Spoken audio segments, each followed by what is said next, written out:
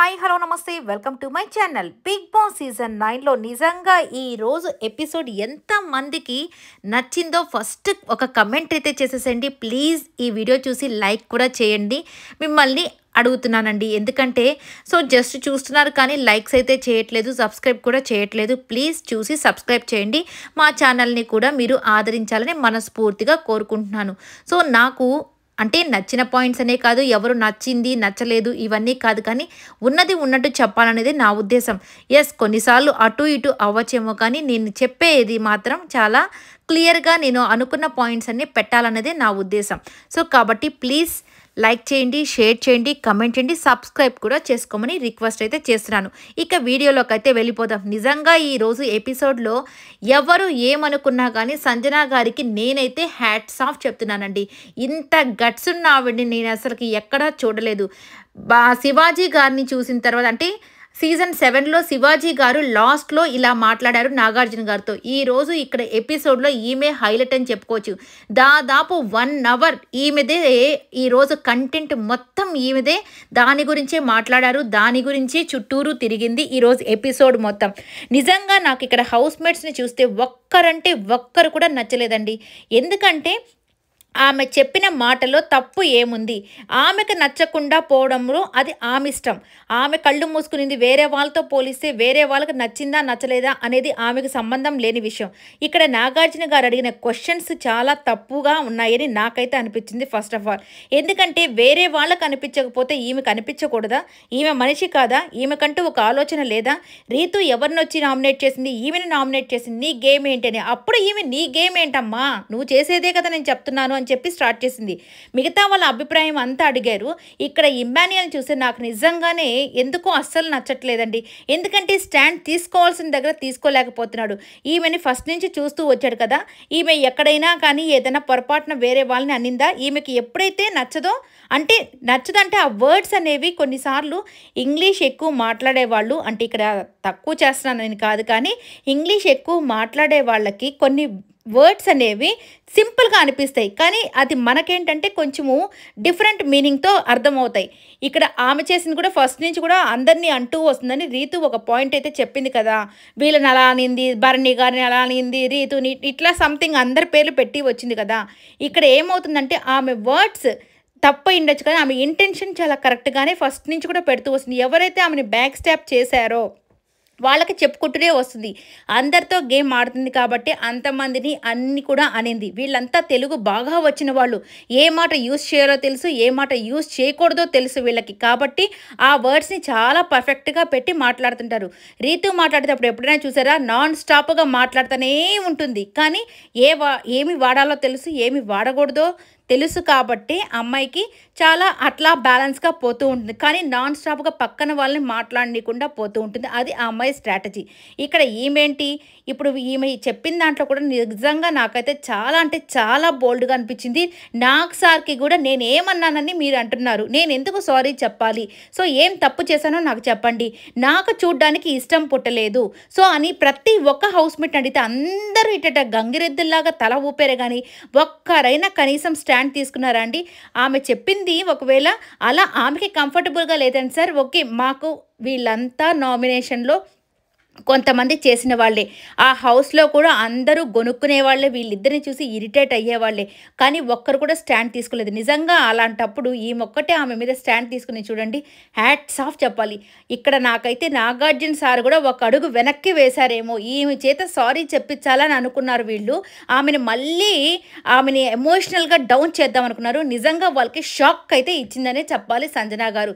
ఎందుకంటే ఈమె ఫస్ట్ అవును నేను కష్టపడి వచ్చాను, నేను ఉంటాననింది. ఎప్పుడైతే ఈ నలుగురిని లేపారో మళ్ళీ మీరే డెసిషన్ చెప్పాలని, నాకొద్దు, అవసరమే లేదు, నేను వెళ్ళిపోతాను, మీరు ఏమైనా అనుకోండి, నేను వెళ్ళిపోతాను. వీళ్ళ సాక్రిఫైజులు, వీళ్ళ మాటలు, వీళ్ళకన్నీ నేను చెప్పుకోలేను. వీళ్ళకి సారీ నేను ఎందుకు చెప్పాలి అసలు? నేను ఏం ఆనందానికి ఎందుకు చెప్పాలి నేను?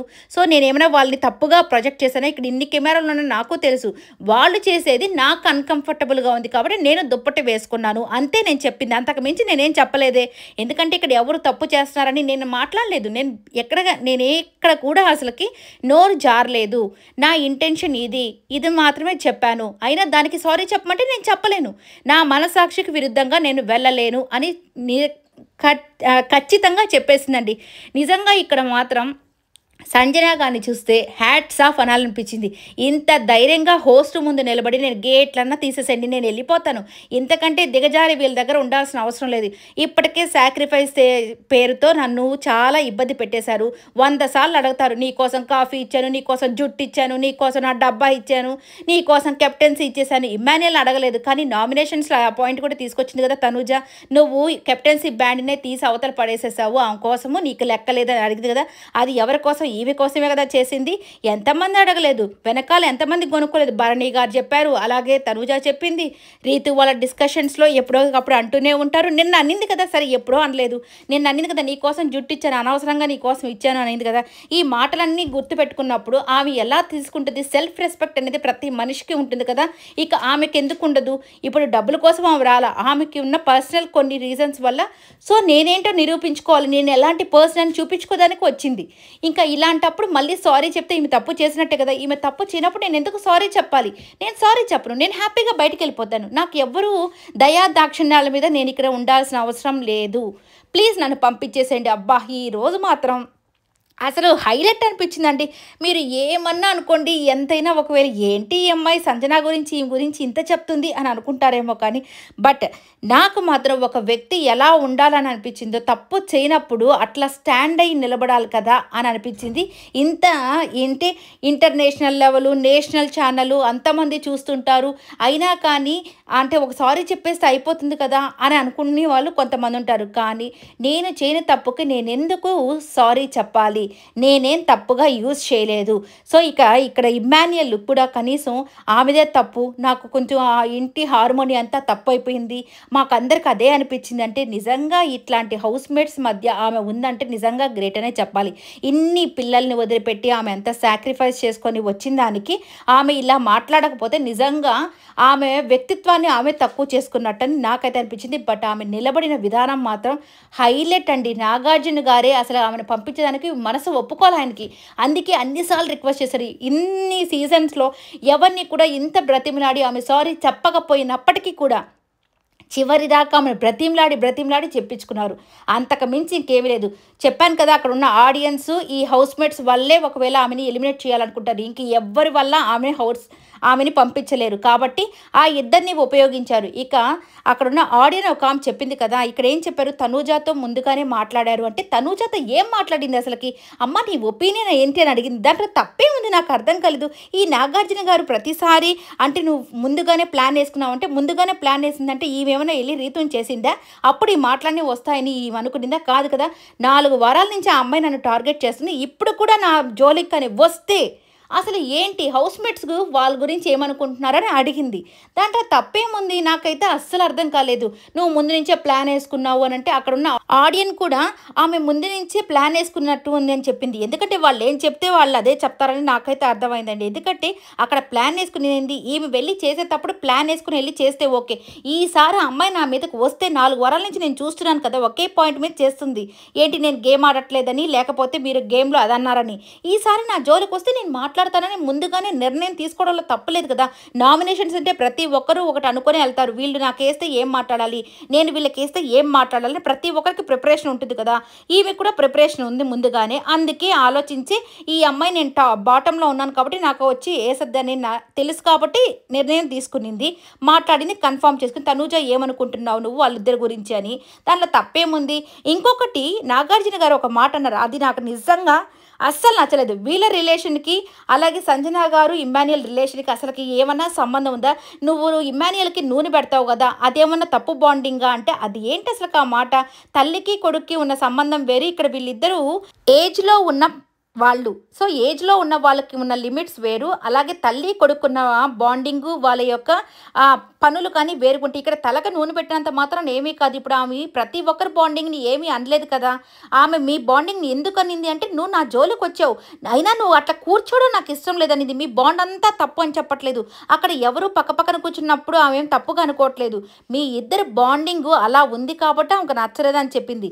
ఇక్కడ నిజంగా నాగార్జున గారు చెప్పిన పాయింట్ చాలా వరస్ట్గా అనిపించింది. ఎందుకు ఎందుకు?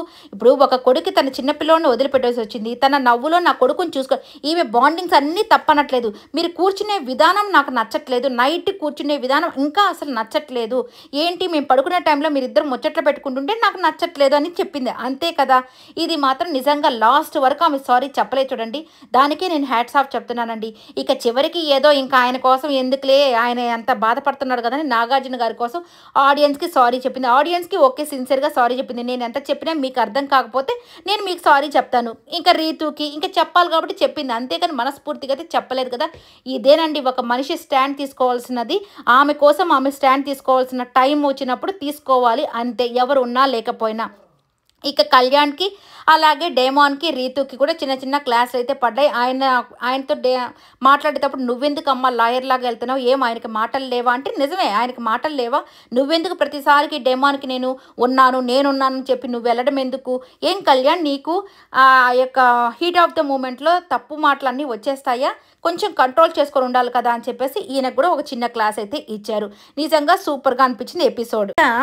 ఇక నెక్స్ట్ వచ్చేసరికి భరణి గారు, తనూజ అలాగే దివ్య వీళ్ళ ముగ్గురు పంచాయతీలు ఎప్పటికీ తీరవు. అది చిన్న గేమ్ అయినా సరే పెద్ద గేమ్ అయినా సరే నామినేషన్స్లో బాయ్ బాయ్ అనుకుంటారు. దాని తర్వాత అంతా కూడా ఇంకా ఆ బాయ్ కాస్త వరస్ట్ అయితే అయిపోతూ ఉంటుంది. అదే చిన్న చిన్న వాటికి కూడా వీళ్ళంతా అదేదో పెద్ద ఫీల్ అయిపోయి అనవసరంగా గొడవల్ని స్టార్ట్ చేసుకుంటారు. ఆ సర్ఫ్ ఎక్సెల్ గేమ్లో కూడా ఎందుకు ఇలాగ గ్రడ్జ్ పెట్టుకొని ఆయనకి ఇచ్చారని ఈమెకి ఇచ్చిందని ఆయన ఎందుకు ఇలా ఆటని పాటు చేసుకుంటున్నారమ్మా, మీకు ఇద్దరికి ఇంకా ఈ సీజన్ అయిపోయేంత వరకు కూడా మీరిద్దరు ఇంతేనా, ఇక ఇలాగే కొనసాగుతుంటుందా, ఇక మీరిద్దరూ ఇట్లా కానీ ఉంటే అసలు ఆడియన్స్ దగ్గర నుంచి మీరు కూడా ఇక బాయ్ బాయ్ చెప్పేసుకోవాల్సిందే అన్నట్టుగా అయితే క్లాస్ చెప్పేశారు. ఇక భరణి అయితే అస్సలకి భరణి గారిని చూస్తుంటే ఎందుకు ఈయన ఏ దానికి స్టాండ్ తీసుకుంటున్నాడో ఏ దానికి స్టాండ్ తీసుకోవట్లేదో పాపం అర్థం కాని పరిస్థితి అయిపోయింది ఈయనకి. ఒకసారి తనూజ అంటాడు, ఇంకోసారి దివ్య అంటాడు, మళ్ళీ వాళ్ళిద్దరు తిడతాడు, మళ్ళీ వాళ్ళిద్దరి దగ్గరికి వెళ్ళి బుజ్జగిస్తాడు. సరేలేండి పాపం ఈ వారంతో ఆ బాధ కూడా తీరిపోతుందేమో, హ్యాపీగా దివ్య వెళ్ళిపోతే భరణి గారి పాటికి భరణి గారు, తనూజ పాటికి తనూజ ఉంటుంది కదా, వీళ్ళిద్దరికి లైన్ క్లియర్ చేసేసినట్టు అయిపోయింది. ఇక ఆడియన్స్ కూడా ఎందుకంటే దివ్యాన్ని పంపించేస్తే వీళ్ళిద్దరి మధ్య ఇక మనస్పర్ధలు ఏమొచ్చినా బయట నుంచి ఆమె ఏమీ చేయలేదు కదా, అందుకని అందుకు హ్యాపీగా ఉంది.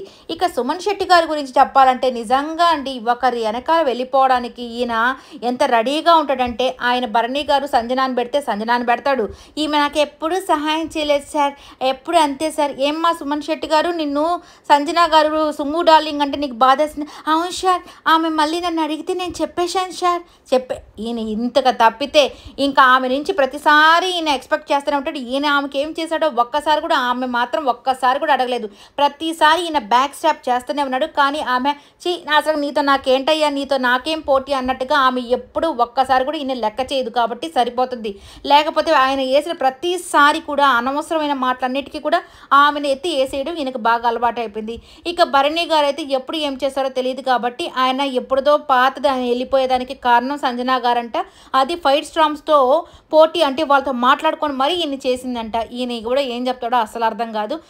ఆమె వెళ్ళిపోదానికి కారణము జనాలు మీ బాండింగ్ నచ్చక మిమ్మల్ని పంపించేశారు, ఈమె వేస్తేనే మీరు వెళ్ళలేదు కదా, అందరూ నామినేషన్స్ వేస్తారు, నామినేషన్స్లో ఉన్న వాళ్ళంతా వెళ్ళిపోతున్నారా, లేదు కదా, మనకు నచ్చిన వాళ్ళు ఉంటారు, నచ్చని వాళ్ళు పోతూ ఉంటారు, అది గుర్తించలేకపోయాడు ఈయన కూడా. సరే ఇక వచ్చేసరికి మొత్తానికి సంజన గారి విషయంలో నిజంగా ఎవరు స్టాండ్ తీసుకోపోయినప్పటికీ కూడా ఆమె మీద ఆమె స్టాండ్ తీసుకుని నిలబడిన విధానం సూపర్గా ఉంది. ఇక్కడ నుంచి ఈమె ఎవరితో పెట్టుకోకుండా ఆమె గేమ్ ఆమె ఆడుకుంటుంది. ఇక్కడ ఇమ్మాన్యుయల్ కూడా ఎందుకో నాకైతే నచ్చలేదండి, ఎందుకంటే సేఫ్గా ఆమెతో ఉంటే నాకు నిందలు వస్తున్నాయని చెప్పి ఆమెని వదులుకొని తప్పించుకొని తిరుగుతున్నాడు కదా.